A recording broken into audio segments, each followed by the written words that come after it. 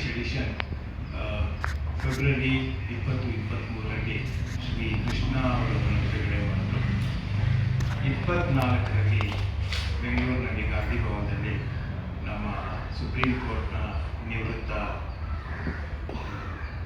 ನ್ಯಾಯಾಧೀಶರಾದ ಶ್ರೀ ಗೋಪಾಲ್ ಗೌಡರು ನನ್ನ ಕನ್ನಡ ಪುಸ್ತಕವನ್ನು ಬಿಡುಗಡೆ ಮಾಡಿದರು.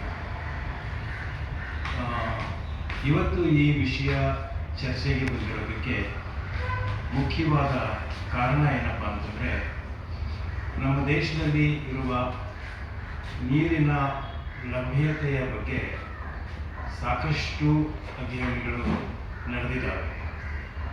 ಕೆಲವು ನದಿ ಬೇಸಿನ್ಗಳನ್ನು ಸರ್ಪ್ಲಸ್ ಅಂತ ಕೆಲವರು ಡಿಸ್ಕ್ರೈಬ್ ಮಾಡಿದ್ದಾರೆ, ಇನ್ನು ಕೆಲವುದನ್ನು ಡಿಫಿಸಿಟ್ ಅಂತ ಹೇಳ್ತಾರೆ.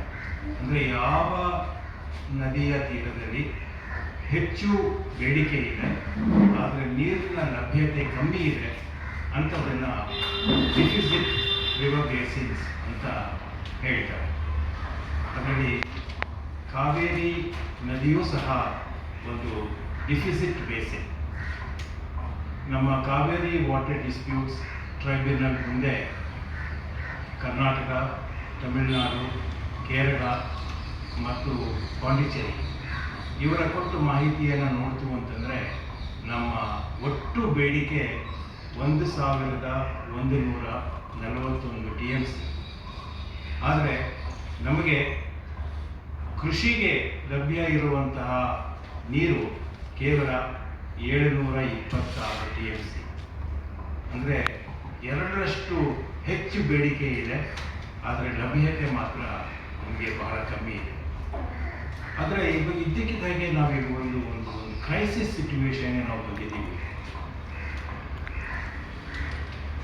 ಗುಜರಾತ್ನ ಗಾಂಧಿನಗರದಲ್ಲಿ ಇಂಡಿಯನ್ ಇನ್ಸ್ಟಿಟ್ಯೂಟ್ ಆಫ್ ಟೆಕ್ನಾಲಜಿನವರು ಮಾಡಿದಂತಹ ಒಂದು ಅಧ್ಯಯನದಲ್ಲಿ ಕಾವೇರಿ ನದಿನಲ್ಲಿ ಮುಂದಿನ 25 ವರ್ಷಗಳ ಕಾಲ, ಅಂದರೆ 2050ರವರೆಗೆ ನಮ್ಮಲ್ಲಿ ನೀರಿನ ಕೊರತೆ ಜಾಸ್ತಿ ಆಗ್ತಾ ಬರುತ್ತೆ ಅಂತ ಹೇಳಿಬಿಟ್ಟು ಅವ್ರು ಹೇಳಿದ್ದಾರೆ. ನಮ್ಮಲ್ಲಿ ಶೇಕಡಾವಾರು 3.5% ನೀರು ನಮ್ಮ ಹತ್ರ ಕಮ್ಮಿ ಆಗ್ಬೋದು ಅಂತ ಹೇಳಿದ್ದಾರೆ. ಒಂದು ಕಡೆ ನೀರಿನ ಬೇಡಿಕೆ ಜಾಸ್ತಿ ಆಗ್ತಾ ಇದೆ, ಆದರೆ ನದಿಗಳೇ ನೀರಿನ ಲಭ್ಯತೆ ಕಮ್ಮಿ ಆಗುತ್ತೆ. ಕಮ್ಮಿ ಆದಾಗ ಇದರಲ್ಲಿ ನಮ್ಮಲ್ಲಿ ನೀರಿನ ಉಪಯೋಗದ ಬಗ್ಗೆ ಅಂತಾರಾಷ್ಟ್ರೀಯ ಸಂಸ್ಥೆಗಳು ಒಂದು ಒಂದು ಒಂದು ಟೇಬಲ್ ಆಫ್ ಪ್ರಿಸಿಡೆನ್ಸ್ ಕೊಟ್ಟಿದ್ದಾರೆ. ಅಂದರೆ ಯಾವುದ್ರದ್ದು ಆದ್ಯತೆ ಮೊದಲು ಅನ್ನೋದರಲ್ಲಿ ಮೊದಲನೇ ಆದ್ಯತೆ ಕುಡಿಯುವ ನೀರು, ಆಮೇಲಿಂದ ಕೃಷಿ ಅಂತ ಹೇಳ್ತಾ ಇದ್ದಾರೆ. ಸೊ ಹೀಗಾಗಿ ಬೆಂಗಳೂರು ನಗರ, ಮೈಸೂರು ನಗರ ಮತ್ತು ಸುತ್ತಮುತ್ತ ಬೇರೆ ನಗರಗಳು, ತುಮಕೂರು ಸೇರಿ ಬೆಳೀತಾ ಇರೋದ್ರಿಂದ ಕುಡಿಯುವ ನೀರಿನ ಬೇಡಿಕೆ ಜಾಸ್ತಿ ಆಗತ್ತೆ. ಆದರೆ ನಮ್ಮ ನೀರಿನ ಬೇಡಿಕೆ ಲಭ್ಯತೆ ನಮ್ಮ ಹತ್ರ ಕಮ್ಮಿ ಆಗ್ತದೆ.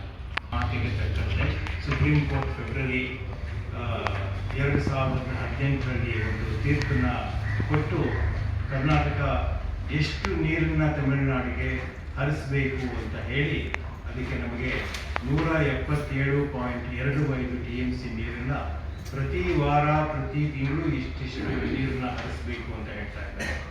ಸೊ ಹೀಗಾಗಿ ನಮ್ಮಲ್ಲಿ ನೀರಿನ ಲಭ್ಯತೆಯೇ ಕಮ್ಮಿ ಆಗ್ತಾ ಇರೋವಾಗ ನಾವು ಇವಾಗ ಈ ಇತರೆ ರಾಜ್ಯಗಳ ಬೇಡಿಕೆಗಳನ್ನು ನಾವು ಹೇಗೆ ತೀರಿಸಬೇಕು ಅನ್ನೋದು ಒಂದು ದೊಡ್ಡ ಕ್ರೈಸಿಸ್ ಸಿಚುವೇಶನ್ ಆಗ್ತಾ ಇದೆ. ಅದಕ್ಕೋಸ್ಕರ ಇವಾಗ ನಮ್ಮ ರೈತ ಸಂಘದವರು ಈ ವಿಷಯವನ್ನು ನಮ್ಮ ಸರ್ಕಾರದ ಮುಂದೆ ಇಡ್ತಿದ್ದಾರೆ.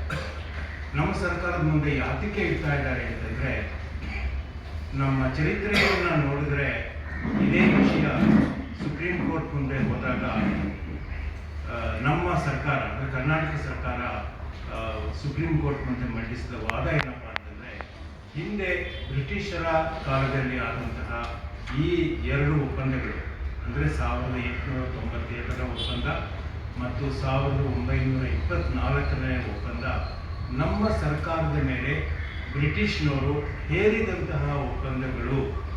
ನಾವು ಇಬ್ಬರನ್ನು ಮದ್ರಾಸ್ ಪ್ರೆಸಿಡೆನ್ಸಿ ಮತ್ತು ಮೈಸೂರು ನಾವು ಒಂದೇ ಲೆವೆಲ್ನಲ್ಲಿ ಇರಲಿಲ್ಲ. ನಮ್ಮನ್ನು ಒಂದು ವಾಸಲ್ ಸ್ಟೇಟ್ ಅಂತ ನಮ್ಮನ್ನು ಅವರು ಟ್ರೀಟ್ ಮಾಡ್ತಾ ಇದ್ರು. ಆ ಕಾರಣಕ್ಕೋಸ್ಕರ ನಾವು ಒಂದೇ ಲೆವೆಲ್ನಲ್ಲಿ ಇಲ್ಲದೆ ಇದ್ದಿದ್ದರಿಂದ ಈ ರೀತಿಯಾದ ಒಪ್ಪಂದಗಳನ್ನು ನಮ್ಮ ಮೇಲೆ ಹೇರಿದ್ರಿಂದ ಇದರಿಂದ ನಮಗೆ ರಿಲೀಫ್ ಬೇಕು ಅಂತ ಸುಪ್ರೀಂ ಕೋರ್ಟ್ ಮುಂದೆ ಹೋಗಿ ಕೇಳಿದಾಗ ಸುಪ್ರೀಂ ಕೋರ್ಟ್ ಹೇಳಿದ್ರು ಹೌದು ನಾವು ಒಪ್ಕೊಂತೀವಿ, ಆದರೆ ನಿಮಗೆ ಚರಿತ್ರೆಯಲ್ಲಿ ಸಾಕಷ್ಟು ಅವಕಾಶಗಳಿತ್ತು. ನಿಮಗೆ ಮೊದಲನೇ ಅವಕಾಶ 1935ನೇ ಇಸ್ವಿನಲ್ಲಿ ಗೌರ್ಮೆಂಟ್ ಆಫ್ ಇಂಡಿಯಾ ಆ್ಯಕ್ಟ್ ಬಂದಾಗ ನೀವು ಇದರಿಂದ ರಿಲೀಫ್ ಕೇಳ್ಬೋದಾಗಿತ್ತು, ನೀವು ಅವಾಗ ಕೇಳಲಿಲ್ಲ. ನಮಗೆ ಸ್ವಾತಂತ್ರ್ಯ ಬಂದಾಗ 1947ನೇ ಇಸ್ವಿನಲ್ಲಿ